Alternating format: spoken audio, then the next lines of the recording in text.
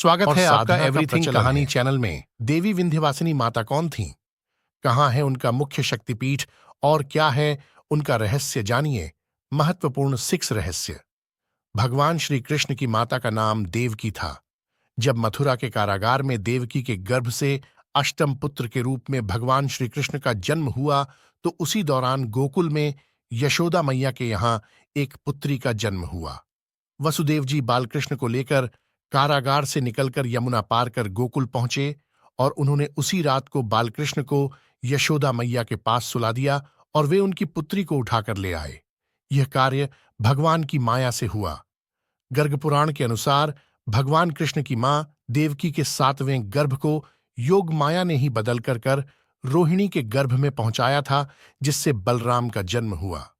बाद में योगमाया ने यशोदा के गर्भ से जन्म लिया था। भगवान विष्णु की आज्ञा से माता योगमाया ने ही यशोदा मैया के यहाँ पुत्री रूप में जन्म लिया था। इसका बाद में नाम एकानंशा रखा गया था। कंस से बालकृष्ण को बचाने के लिए ही योगमाया ने जन्म लिया था। श्रीमद्भागवत पुराण की कथा अनुसार देवकी के 8वें गर्भ से जन्मे श्री कृष्ण को वसुदेव जी ने कंस से बचाने के लिए रातों रात यमुना नदी को पार गोकुल में नंद जी के घर पहुंचा दिया था तथा वहां यशोदा के गर्भ से पुत्री के रूप में जन्मी भगवान की शक्ति योगमाया को चुपचाप वे मथुरा के जेल में ले आए थे। कहते हैं कि योगमाया ने यशोदा के गर्भ से जन्म लिया था। इनके जन्म के समय यशोदा गहरी निद्रा में थीं और उन्होंने इस बालिका को देखा नहीं था। जब आंख खुली तो उन्होंने अपने पास पुत्र को पाया, जो कि कृष्ण थे। बाद में जब कंस को देवकी की 8वीं संतान के जन्म का समाचार मिला तो वह कारागार में पहुंचा। उसे यह सुनकर आश्चर्य हुआ कि पुत्र की जगन कन्या का जन्म कैसे हुआ। आकाशवाणी में तो देवकी के 8वें पुत्र द्वारा मेरे वध की बात कही गई थी, फिर यह पुत्री कैसे हो गई?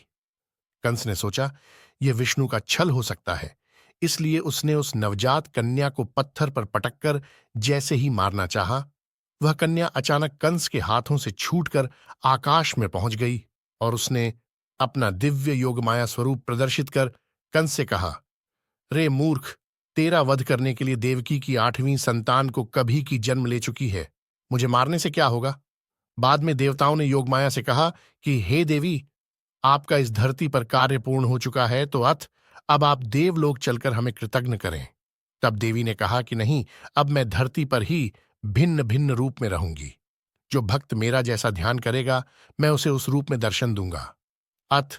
मेरी पहले स्थान की आप विंध्याचल में स्थापना करें।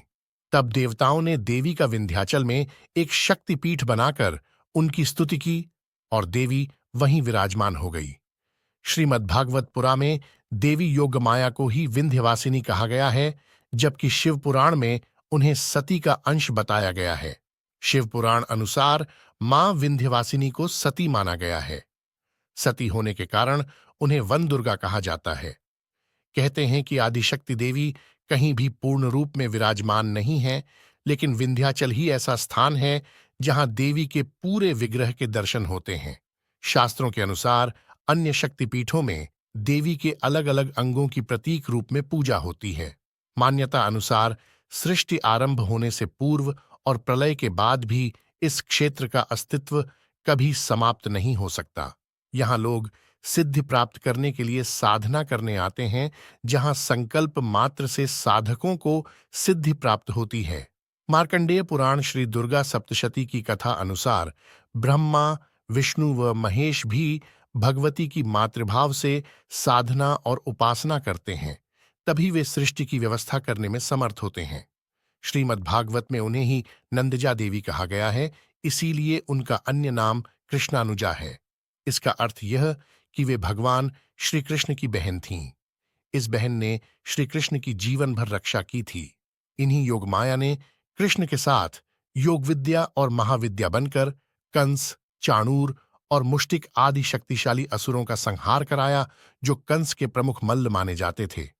भारत में विंध्यवासिनी देवी का चमत्कारिक मंदिर विंध्याचल की पहाड़ी श्रृंखला के मध्य मिर्जापुर, उत्तर पतित पावनी गंगा के कंठ पर बसा हुआ है।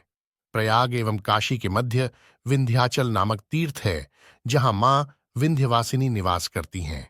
यह तीर्थ भारत के उन 51 शक्तिपीठों में प्रथम और अंतिम शक्तिपीठ है जो गंगा तट पर स्थित है। यहाँ 3 किलोमीटर के दायरे में अन्य दो प्रमुख देवियां भी विराजमान हैं। निकट ही कालीखोह पहाड़ी पर महाकाली तथा अष्टभुजा पहाड़ी पर अष्टभुजी देवी विराजमान हैं।